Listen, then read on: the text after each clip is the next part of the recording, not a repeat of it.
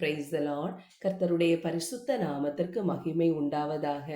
Pray for India women's மினிஸ்ட்ரியின் சார்பாக தியானித்து வருகிற தவக்கால தொடர் தியான பகுதியில் இந்த நாளிலே தியானிக்க போகிற தலைப்பு ஆவியை பகுத்தறிதல். 1 யோவான் 4ஆம் அதிகாரம் 6வது வசனத்தினுடைய பின்பகுதி சொல்லுகிறது, இதனாலே சத்திய ஆவி இன்னதென்றும் வஞ்சக ஆவி இன்னதென்றும் அறிந்திருக்கிறோம். பிரியமானவர்களே, எதினாலே சத்திய ஆவியாகிய பரிசுத்த ஆவியையும் வஞ்சக ஆவியாகிய அசுத்த ஆவியையும் பகுத்தறிந்து கொள்ளுவது, அதனுடைய அடையாளங்கள் என்ன? கர்த்தர் கற்றுத் தருகிற 2 காரியங்களை பார்க்கலாம். முதலாவது அடையாளம் 1 யோவான் 4:2-3 வசனங்களிலே சொல்லப்பட்டபடி, இயேசு கிறிஸ்துவை அறிக்கை பண்ணுகிற எந்த ஆவியும் தேவனால் உண்டாயிருக்கிறது, அறிக்கை பண்ணாத ஆவி தேவனால் உண்டானது அல்ல. பிரியமானவர்களே, இயேசு கிறிஸ்துவை அறிக்கை பண்ணுகிற அனுபவம் என்பது என்ன?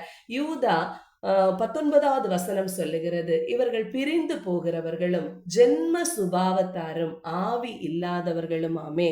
பிரியமானவர்களே, ஒருவன் ஜென்ம சுபாவம் உடையவராக இருந்தால் 1 கொரிந்தியர் 2:14 சொல்லுகிறது, ஜென்ம சுபாவமான மனுஷனோ தேவனுடைய ஆவிக்குரியவைகளை ஏற்றுக்கொள்ளான் என்று சொல்லப்படுகிறது.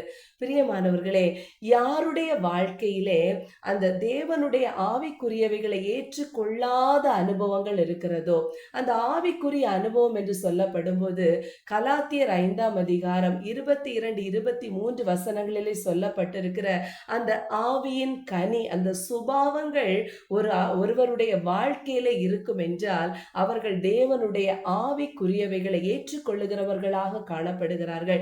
அப்படிப்பட்டவர்கள் தான் இயேசு கிறிஸ்துவை அறிக்கை பண்ணுகிறவர்கள். எவன் ஒருவனிடத்திலே அந்த சுபாவங்கள் இருக்கிறதோ, ஆவியின் கனி இருக்கிறதோ, அவர்கள் இயேசு கிறிஸ்துவை அறிக்கை பண்ணுகிறவர்களாக காணப்படுகிறார்கள். அவர்கள்தான் பரிசுத்த ஆவியால் நடத்தப்படுகிறவர்கள். இல்லாத பட்சத்தில் அவர்களிடத்திலே இருக்கக்கூடிய ஆவி தேவனால் உண்டானது அல்ல என்று சொல்லப்படுகிறது. எனவே ஆவியின் கனி ஒருவரிடத்திலே இருக்குமானால் அவர்கள் ஆவிக்குரியவர்கள் என்பதை நாம் புரிந்து கொள்ள முடியும். 2வது அடையாளம் விடுதலை உள்ள வாழ்க்கை. 2 கொரிந்தியர் 3ஆம் அதிகாரம் 17வது வசனம் சொல்லுகிறது, கர்த்தரே ஆவியானவர், கர்த்தருடைய ஆவி எங்கேயோ அங்கே விடுதலை உண்டு.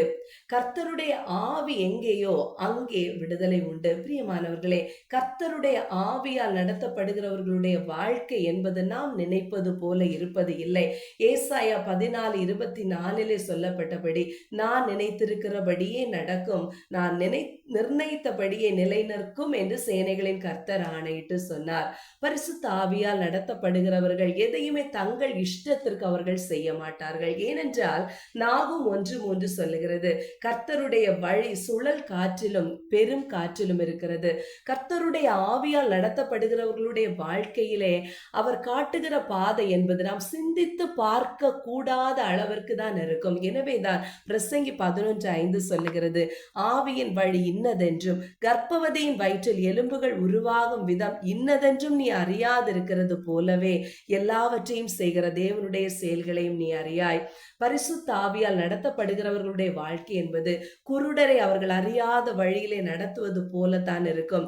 ஆனால் அதனுடைய முடிவு நிச்சயமாக விடுதலையாகத்தான் இருக்கும். எனவே பரிசுத்த ஆவியால் நடத்தப்படுகிறவர்களுடைய வாழ்க்கையிலே பாதை கடினமாக இருந்தாலும், பாதை கரடு முரடாக இருந்தாலும் அதனுடைய முடிவு விடுதலையும் சமாதானமும் உள்ளதாக இருக்கும். எனவே பிரியமானவர்களே, நம்முடைய வாழ்க்கையிலும் சரி, நம்மை சுற்றி உள்ளவர்கள் பழகுகிறவர்கள் அவர்களுடைய வாழ்க்கையில கிரியை செய்கிற ஆவி எந்த ஆவி என்பதை நாம் புரிந்து கொள்ள வேண்டுமானால், அதை பகுத்தறிய வேண்டுமானால் தேவன் தான் அதற்கு கிருபையும் ஞானமும் தர வேண்டும்.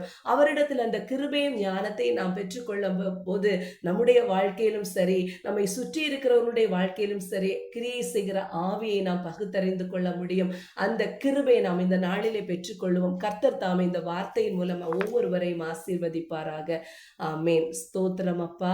ஏசப்பா, நீங்க தந்த வார்த்தைக்காக உமக்கு நன்றி. இதை கேட்ட ஒவ்வொரு இருதயங்களையும் ஆவியை பகுத்தறிகிற கிருபையினால் நிரப்புங்க. ஒவ்வொரு பிள்ளைகளையும் நீ நிரப்பினதற்காக உமக்கு ஸ்தோத்திரம். இயேசுவின் மூலம் ஜெபிக்கிறேன் ஜீவனுள்ள நல்ல பிதாவே. ஆமென்.